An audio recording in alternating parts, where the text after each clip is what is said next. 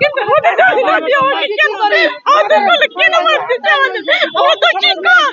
এটা তো আমাদের ন্যায্য দাবি আমাদের চুরি করি নাই আমাদের স্কুল সবই আছে আমাদের স্কুল চলমান কেন আমাদেরকে মেরে দিল না কেন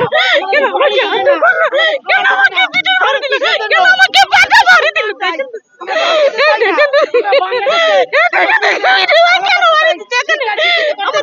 বলছো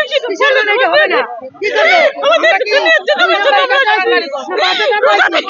আমাদের কোনো রাজনীতি নিয়ে আসে নাই এটা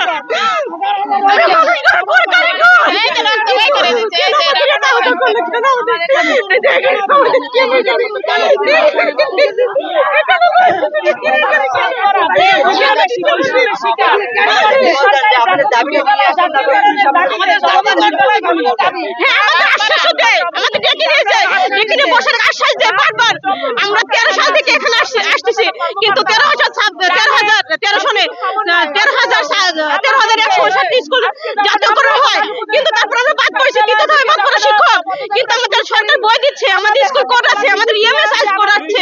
চলমান স্কুল কিন্তু আমরা তো চুরি করতে আসি নাই কিন্তু আমাদের দাবি কেন মানবে না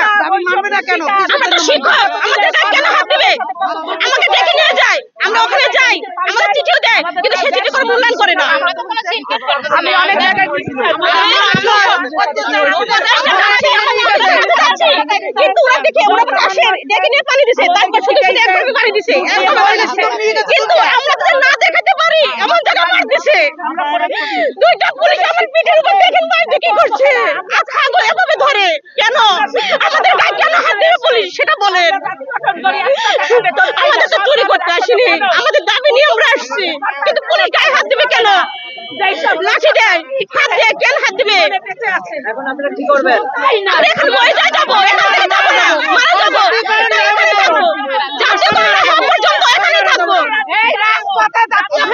আমাদের শিক্ষক একটা মারা গেছে একটা শিক্ষক মারা গেছে প্রথমে আমরা মারা যাবো তখন মার ছাড়বো না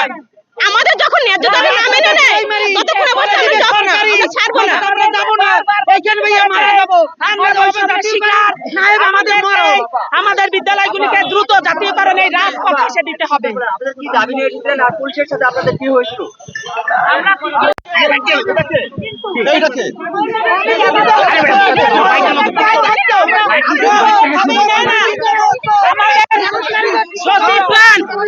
আমাদের সচিবগণ সবসময়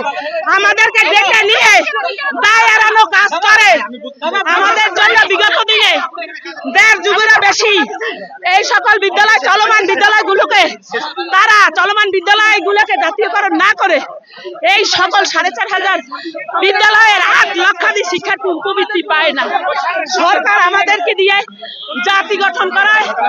বিনা বেতনে আমরা বাংলায় বাড়ি হবো রাস্তায় আসবে আমাদের সব